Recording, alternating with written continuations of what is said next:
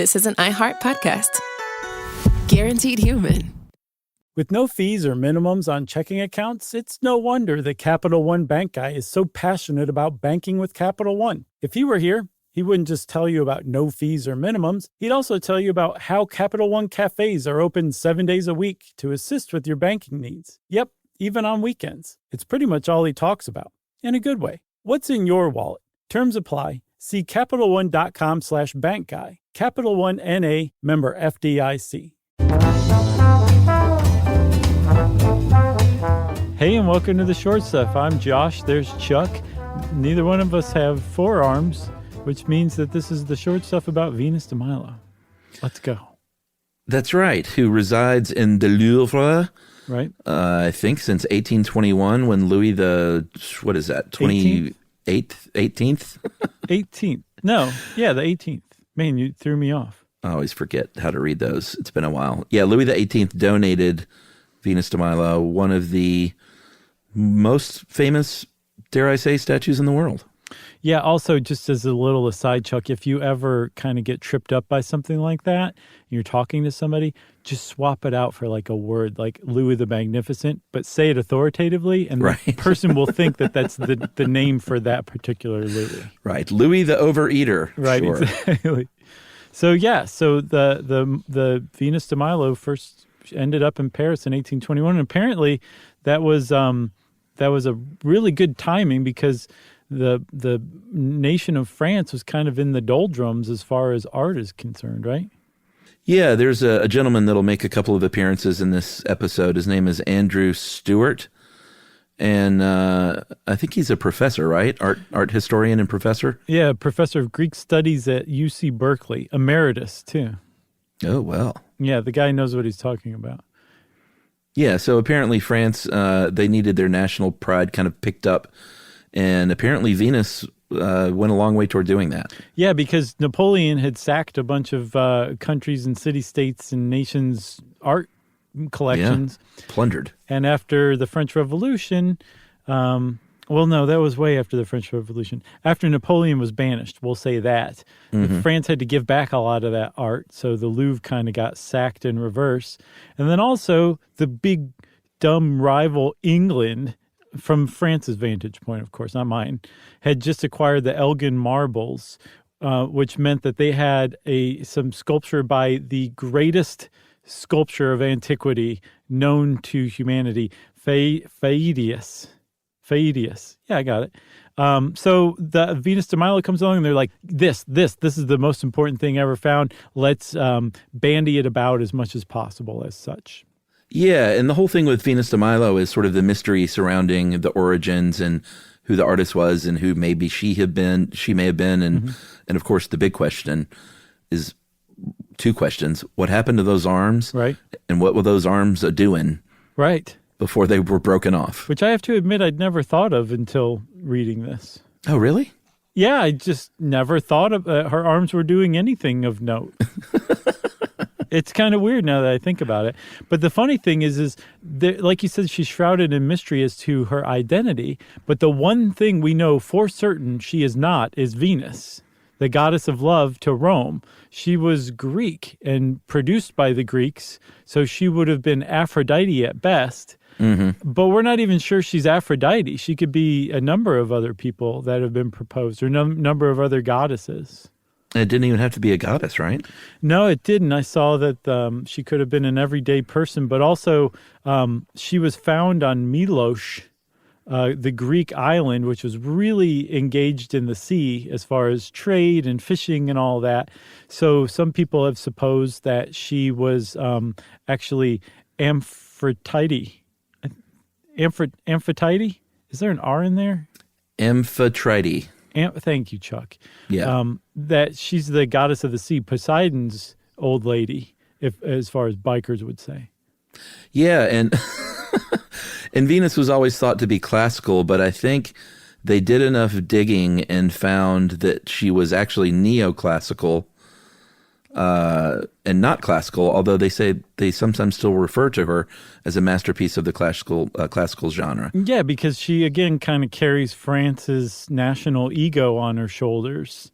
So the idea that she was, created by some unknown master far back in antiquity, in the classical period is kind of, part of France's pride in this thing. But supposedly, they figured out there was a German archaeologist named Adolf, Furtwängler. I love that man's last name. Furtwängler. That's even better. Yeah. Who basically said, she's neoclassical. You can tell from how she's dressed.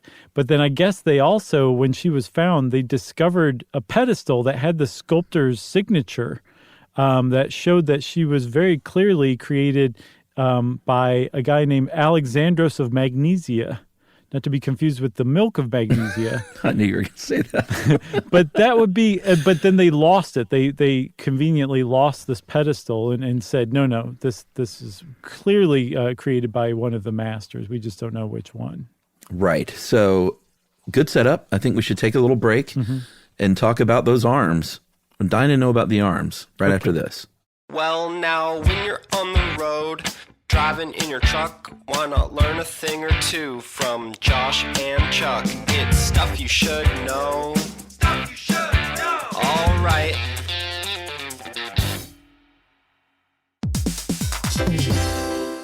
Hey everybody, I want to talk to you a little bit about Tide Evo because it represents over 10 years of innovation and product development. Tide Evo is a first-of-its-kind technology where tens of thousands of minuscule fibers are spun together to form a 6 times powerful layer packed with scrubbers, brighteners, pre-treaters, and fresheners. And that's going to deliver a breakthrough clean that's so powerful, it feels like magic. Yeah, it is kind of like magic. Tide Evo is revolutionary. A 100% concentrated, waterless laundry tile that's made of compressed microfiber soap layers rather than liquid or powder. And it's not like pods or sheets because it uses 6 layers of detergent fibers to deliver superior cold water cleaning without plastic packaging of any kind. And it provides a mess-free, lightweight solution that dissolves lickety-split. So whenever you run into a laundry challenge, turn to Tide Evo. It's revolutionary. It's magic. Try new Tide Evo. Real laundry magic. Introducing the all-new Mazda CX-5, featuring more connection. Hey Google, where's the nearest Pilates class? Safety that has your back.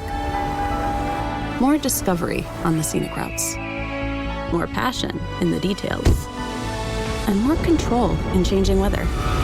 The all-new Mazda CX-5. More to move every side of you. See it in 5 films at MazdaUSA.com/5sides. Google is a trademark of Google LLC. Sequences shortened and simulated.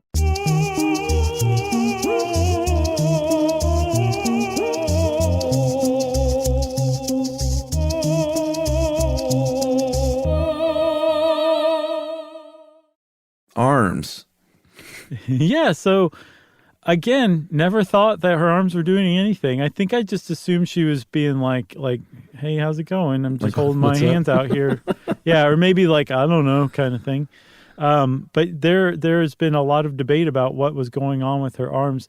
Apparently, at some point, an arm that would fit this statue, the Venus de Milo, an arm holding an apple was found. And they think it's possible, some people think it's possible, that was originally attached to the Venus de Milo. Yeah, and we should also point out there were some other things missing from the original statue. Like originally, she supposedly had metal jewelry, bracelet, earrings, and a headband because there are little fixation holes on those places in her body. And they think that she might have also been painted at one point. Yeah. And now that had faded away. And then the arms were, I guess maybe some people might think, if they've never looked into it, that she never had the arms. But yeah, they were broken off because you can see where there were the dowel rods and everything because it wasn't carved as one big piece. These arms were put on afterward. But yeah, like you said, they found an arm with an apple. And some people were like, well, yeah, she was holding an apple in one of those hands. Which actually fits. There's a Greek myth called the Judgment of Paris about a mythological contest between Aphrodite, the goddess of love, Hera, Zeus's wife, and Athena, the goddess of war. And this contest between them was won by Aphrodite, and the prize was an apple. So this would have kind of commented on the Judgment of Paris and Aphrodite winning this. And apparently it's symbolic of like the choice that people have in life, or that men back in ancient Greece had. Mm-hmm. Right. So like your choice in life was between love, war, and politics. Right. Aphrodite, Athena, or Hera. And that Aphrodite won. Like, people wanted to live with their heart. That's what this statue symbolized in that sense. Yeah, and that's one take on it. I like this other one a lot. The woman Elizabeth Wayland Barber, who's professor emerita of archaeology and linguistics at Occidental College, which I used to live near, so I'm all about that. Oh, okay. She says, you know what, I think, and she even did like this 3D renderings to sort of prove her point. She said, I think she was a regular lady who was weaving thread. And she said, if you look at the angle of the back, and ladies were doing all this textile work back then, if you look at her positioning and the way she was leaning and even where exactly she was looking, it looks to me like she was spinning thread. And if you look online, she has their pictures of her 3D rendered spinning the thread. And it looks real enough to me for someone who knows nothing about thread spinning. Well, also, not only that, apparently the musculature of her shoulders and arms would be about what you would expect for somebody who is spinning. She makes it's a weird position. Well, she makes a really good case. But also, this doesn't even need to be a statue of just an ordinary person, because apparently she says Aphrodite was also the goddess of spinning, as well as the goddess of procreation and love. So this would fit still anyway. Yeah, that's a good point.